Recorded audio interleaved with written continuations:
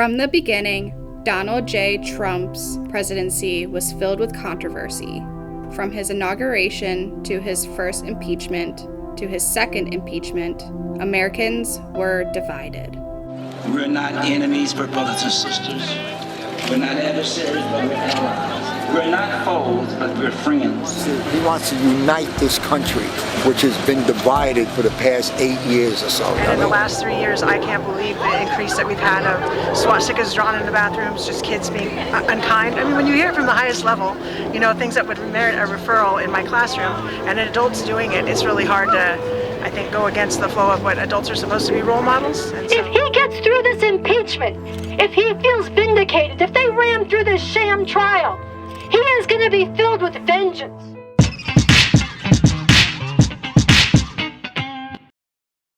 Donald J. Trump is the first former president to be indicted. On April 4th, Trump was charged in the New York State Supreme Court with 34 counts of falsifying business records in the first degree. On June 8th, he was federally indicted in Florida on 37 different charges, including 31 counts of willful retention of national defense information relating to documents found in his resort. As of press time, the state of Georgia is investigating Trump's possible attempts to disrupt the lawful administration of the 2020 election. In addition, the Justice Department is continuing their investigation into Trump's role in the January 6th Capitol siege. Al Media spoke with HCC students and faculty to gain more perspective.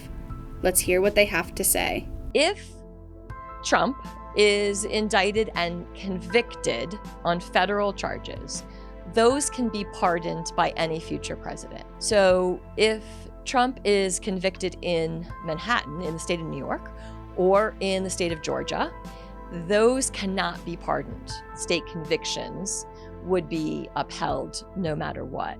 Neither of these are likely to really go to a trial with a jury. It would be incredibly difficult. Trump has been getting away with so much and on a big stage that's like something needed to really bring him down to earth. And I think hitting him with charges, especially if they have evidence and they can get him with it, that's definitely what we need. I feel like everyone's bashing him for something that other presidents or people in politics have done.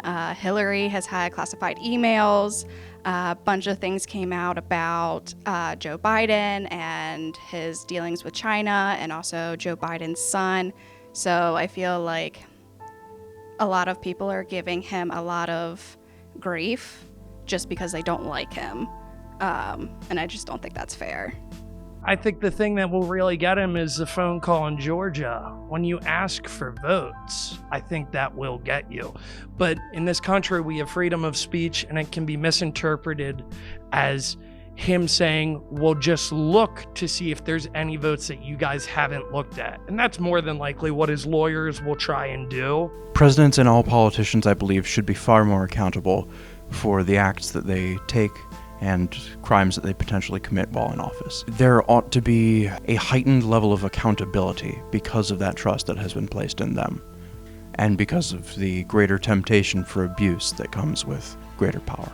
Peter Dennis, a Washington, D.C. based attorney and activist, was on the front lines protesting during both impeachments. Al Media met with him to get his thoughts on Trump's indictments. We rely a lot on cable news, the two-party system. There's a good amount of manipulation of the masses through that system. We're told what to believe, and we're given the information necessary to support those narratives. I do believe he needs to be held accountable for interfering in the Georgia election, for essentially organizing the mob on January 6th. And in some, I believe that he needs to be accountable for the most serious crimes, not the least serious crimes that he's been charged with. It's a good example that nobody's above the law, not even the president.